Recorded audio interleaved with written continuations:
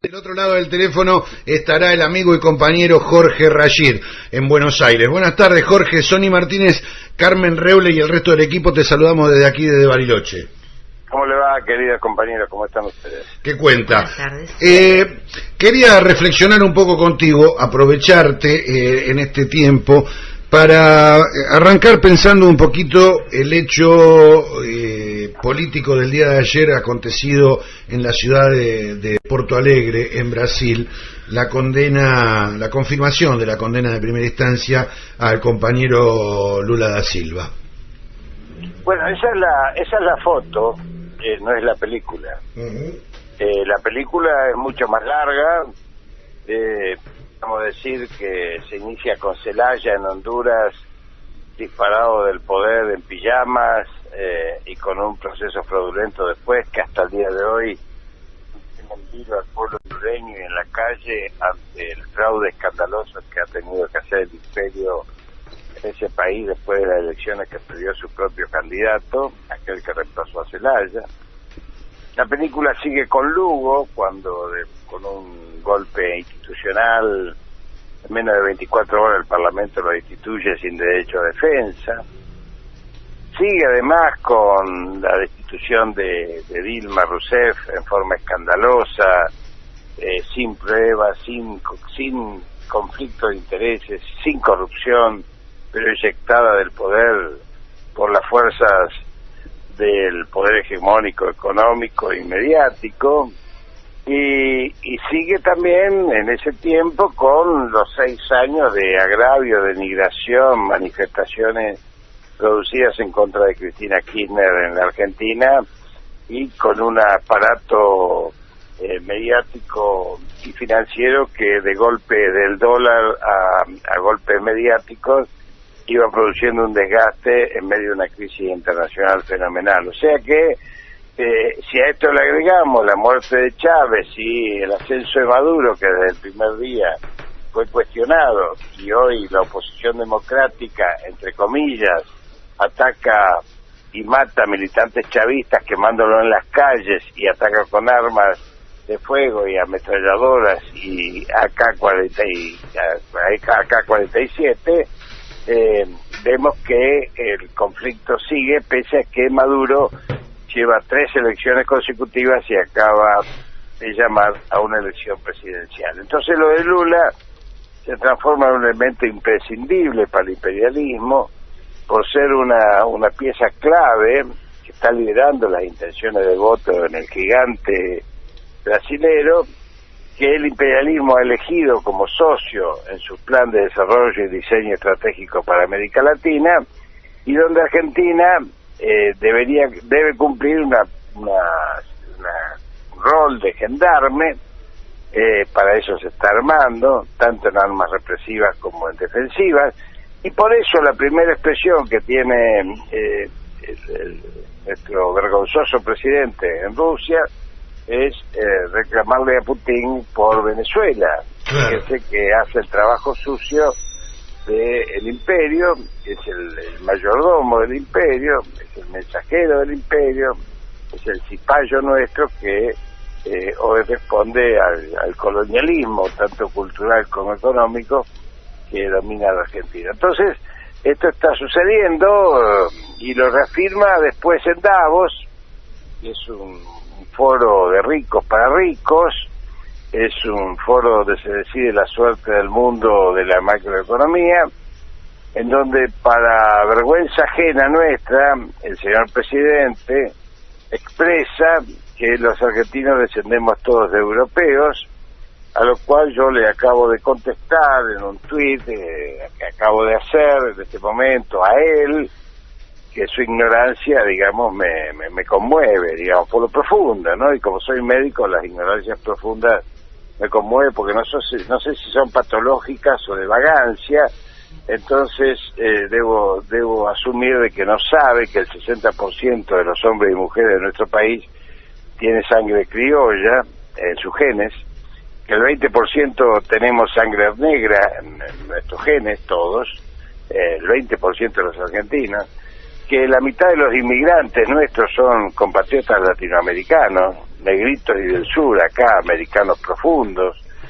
que 1/3 de los inmigrantes somos asiáticos, descendientes de árabes, de rusos, de japoneses, chinos, coreanos, y obviamente japoneses también, digamos, y que los inmigrantes europeos son los negritos del sur, mediterráneos, que fueron expulsados y despreciados por las expresiones siempre imperiales anglosajonas, muertos de hambre, llegaban a la Argentina, y que como un karma desde el siglo XIX se repite en la Argentina, que los criollos son vagos, sucios y mal entretenidos, como los peronistas somos hoy, por esa historia oficial escrita después de Caseros por Mitre y Sarmiento, y que personas tan ignorantes como el presidente repiten sin cesar, porque hace a su propia formación y también hace a su propia ubicación social, lo cual lleva a darnos la respuesta de lo que está pasando con Lula, y donde también la respuesta es la que está dando el pueblo brasilero en la calle, movilizándose e impidiendo este tipo de avance sobre los derechos sociales y políticos de los pueblos, y fundamentalmente pidiendo la libertad de todos los presos políticos. Hay como un patrón, ¿no? Ya lo mencionaste, que hiciste un excelente recorrido histórico, un patrón que une Centroamérica, que une el Paraguay con Brasil, Correa, en algún momento también Evo intentaron hacerlo víctima de lo mismo. Es como un movimiento de tenazas entre los conglomerados mediáticos, una justicia con la venda corrida y la balanza evidentemente inclinada hacia un lado, pero uno tiene la sensación que estos personajes, estos personeros, por decirlo de alguna manera, son en realidad títeres, y que si uno tira del piolín, por allá arriba parece haber alguien que está moviendo a estos títeres, y que es el verdadero titiritero. En realidad títeres es un título compasivo para estos personajes que son siniestros y son cipayos, son inteligentes, responden a sus propios intereses y a los intereses del imperio, que van de la mano. Entonces uno tiene que pensar, digamos, de que estamos realmente en una confrontación en la cual es el imperio el que genera el odio, porque le conviene, digamos, el odio, mientras estaba sustentándose el fallo del tribunal en los canales de televisión cariocas y brasileños en general, la misma embajada de Estados Unidos estaba convocando a las masas a expresar su alegría con estos muñecos que han hecho con un Lula en traje de rayas, y realmente la política de escarmiento tiene que ver, no, quizás ni siquiera con una cuestión personal sobre los líderes, tiene que ver con aquello de afianzar las políticas norteamericanas sobre el espacio territorial y regional, que realmente ha sido desde el UNASUR y la CELAC y el Mercosur un espacio de graves conflictos con los intereses de Estados Unidos, porque permitió a nuestra región no solamente recuperar soberanía política, independencia económica, sino que además nos permitió navegar en ese mar inmenso que se abre hoy en el mundo, que es el mundo multipolar, en donde los países definen sus estrategias de desarrollo en función de sus propios intereses y no bajo la bota represiva de ningún país poderoso del mundo. Uh-huh. Yo días atrás pensaba, tal vez demasiado iluso, que había alguna posibilidad que se revirtiera el fallo condenatorio de primera instancia, porque era tan extremadamente absurdo. Yo te diría que tan absurdo como los fallos, los procesamientos de Bonadío por traición a la patria por el memorándum con Irak, ¿no? Verdaderamente es absurdo, no hay prueba de nada, un memorándum que fue, ratificado por el Congreso en pleno. ¿Cómo puede entonces la presidenta de la Nación intentar ser procesada por esto? Uno lo piensa... Todos los fallos de Bonadío, no diría solamente eso, todos los fallos de este mamarracho que enloda el Poder Judicial de la Argentina y que realmente debería el día de mañana padecer un juicio, no solamente un juicio político, sino un juicio penal, él mismo, este mamarracho de Bonadío, un hombre lleno de odio y lleno de rencor, un hombre de la servilleta de Corach, un hombre que juró vengarse desde el primer momento de su propio fracaso, un hombre que realmente es una patética imagen de lo que debería ser un juez. Cualquier fallo de Bonadío, sobre cualquiera de los detenidos debido a Esteche, desde cualquiera de los procesados, desde Cristina a Vudú, estamos frente a unos personajes que, como vos bien decís, constituyen un partido judicial que está al servicio de la política. En estos días, cuando se vea el grave problema que tenemos del abismo del déficit fiscal, cuando se vea que estamos llegando al 60% de endeudamiento de nuestro Producto Bruto Interno, mayor que el que teníamos en el 2001, cuando se vea que la crisis del sector externo no va a arrancar porque ningún país arrancó como ellos mienten con inversión extranjera directa, la famosa IED, sino que arranca exclusivamente con inversión directa estatal, y esto no va a suceder porque se están robando, están saqueando la financiación que significa el Fondo de Garantía de Sustentabilidad del ANSES, por eso le tienen que robar también a los jubilados y pensionados. Vamos a ver que va a aparecer nuevamente un nuevo testigo encubierto del caso Nisman o un nuevo testigo encubierto de las barras de oro que están debajo del monumento de Néstor Kirchner en Río Gallego. Estos papelones mediáticos, estas situaciones, en medio de un Ara San Juan que hasta los mismos familiares de la Armada hoy, en su dolor, se dan cuenta lo que no es tener ni siquiera un cuerpo para velar, ni una explicación para dar,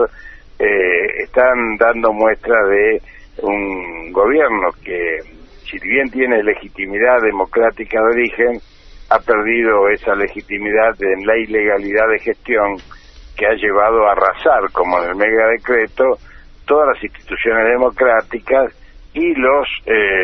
amparos constitucionales que deben tener las acciones de gobierno, que hoy están absolutamente arrasadas, en especial en el mega decreto, cuando avanza sobre cosas que prohíbe taxativamente la Constitución Nacional, como son la modificación del régimen penal y tributario. Entonces, estamos ante un gobierno autoritario, un gobierno represivo, un gobierno cipayo, un gobierno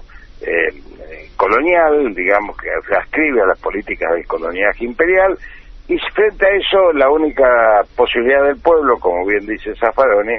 es pensar que se vayan cuanto antes, en términos democráticos, en términos pacíficos, cuanto antes, pero en realidad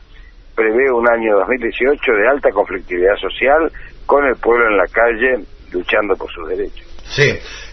sin duda el 18 y lo que vaya del 19 van a ser años complicados. Yo quería llegar a este punto. Yo imaginaba un escenario con un Lula no condenado, candidato y victorioso en 2018, entonces un escenario de toda América Latina muy diferente, con un Lula en el poder a partir de diciembre del 18, inclusive un escenario diferente para nosotros en las elecciones del 19. Parece ser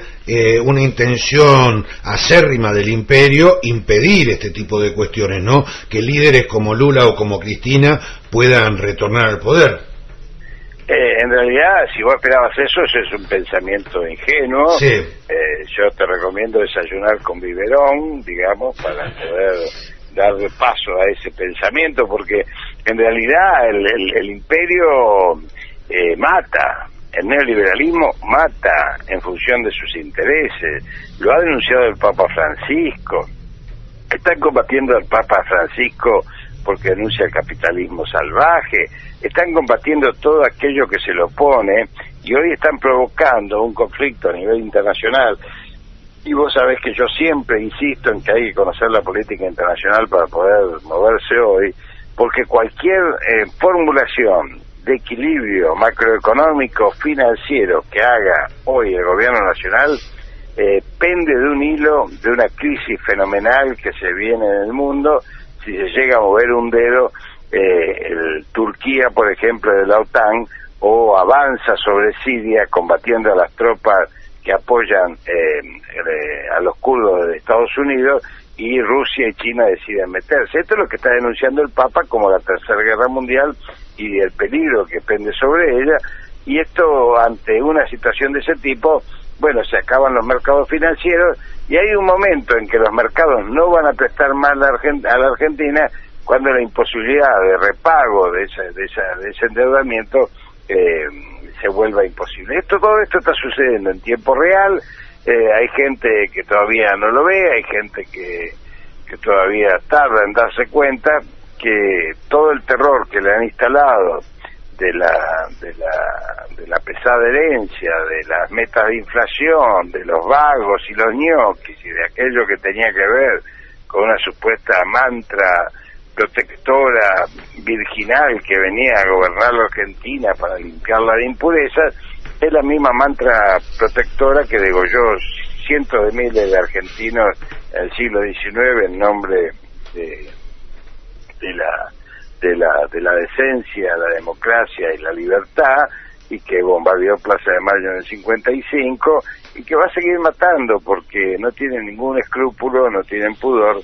y porque la lucha siempre ha sido de esta naturaleza, desgraciadamente, en donde siempre los muertos los ponemos nosotros, las instituciones las fortalecemos nosotros, y cuando vienen estos enemigos no solamente arrasan como Nerón en Roma, sino que no tienen ningún escrúpulo en tapar absolutamente todo, con esa complicidad que vos decías de los medios de comunicación y el sector financiero internacional, que juega fuerte y que se está quedando hasta con la salud de los pueblos, ¿no? En general, en todo el mundo. Ahora, Jorge, ante este diagnóstico con el cual concuerdo, hace falta de nuestro lado el afianzamiento, la unidad de aquellos sectores que se reclaman del campo nacional y popular, ya no solo en la Argentina, sino a nivel continental, para dejar de ser, como vos lo mencionás en una nota que publicaste hoy en tu Facebook, dejar de ser visto como o estudiado como un archipiélago y empezar a ser considerado de verdad nosotros mismos, nuestra propia visión, considerarnos como la patria grande, como un continente. Digo, se necesita un fuerte proceso de unidad del campo nacional y popular para poder oponerse al avance de estas fuerzas imperialistas, ¿no? Yo estoy seguro que eso está sucediendo, eso se está dando. ¿Ahora no sos vos el ingenuo? No, te digo por qué, porque en realidad hay dos visiones de esto, si me permitís, Sonia. Sí. Una de ellas es individualizarla con nombre y apellido, los procesos políticos, y otro es verlos sobre los andariveles que transcurre. Yo me niego absolutamente a hacer nombres y apellidos sobre procesos que necesitamos de unidad. ¿Por qué? Porque si vos te remontás 20 días atrás, no digo mucho, 20 días atrás, Barrio Nuevo figuraba en la figurita del enemigo, y hoy, de alguna manera, aunque este personaje patético, irresponsable y corrupto tira para el mismo lado que nosotros, tira piedras en contra del neoliberalismo, porque también le ha afectado sus intereses. Entonces, cada vez que uno individualiza, lo que hace es aplicar el método del neoliberalismo, que trata de ser preciso en la meritocracia, en el individualismo, el sálvese quien puede. Entonces yo no hago nombres propios. Los procesos de unidad no se construyen desde nombres propios, sino desde programas, desde posibilidades políticas, desde intenciones, de estar dispuesto a dar. Y tenemos en la Argentina, todos sabemos, un solo liderazgo, que es el de Cristina,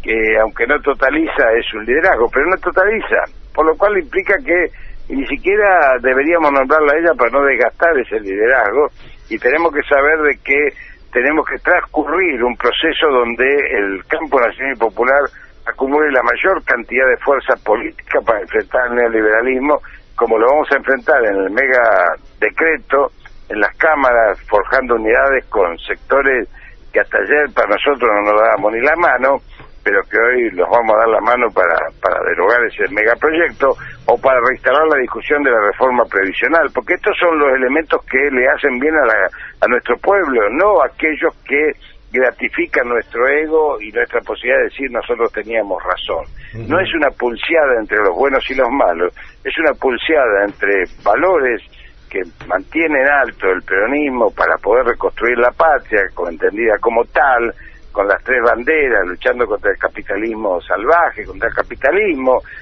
recuperando esa posición internacional tercerista, que no es equilibrista, sino que es superadora, y que nos permite dar una batalla cultural a nivel regional y a nivel internacional,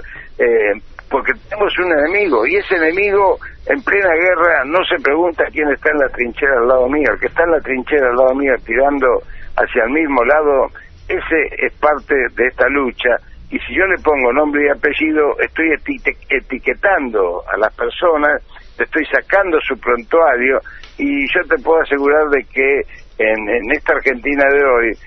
la sacada de prontuarios, con las convulsiones que hemos tenido en los últimos 40 años de historia, es muy difícil que se mantengan liderazgos en pie. No hay salvaciones individuales, son procesos colectivos, son andariveles que recorre el pueblo, y el pueblo es el que decide cuáles son los caminos de la realidad, no los dirigentes individualmente. Estoy totalmente de acuerdo, Jorge. Gracias por este tiempo que le dedicas a Radio Horizonte aquí en San Carlos de Bariloche. Realmente muy necesario para nosotros poder reflexionar junto contigo. Me parece que esta es la llamada de esta hora, ¿no? Poder reflexionar, ver lo que nos está pasando,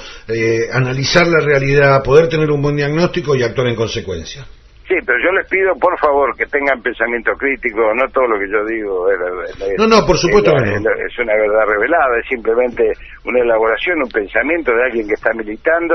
de alguien que como anoche tuvo la satisfacción de pasar 3 horas con Amado Vudú y un grupo de compañeros a quien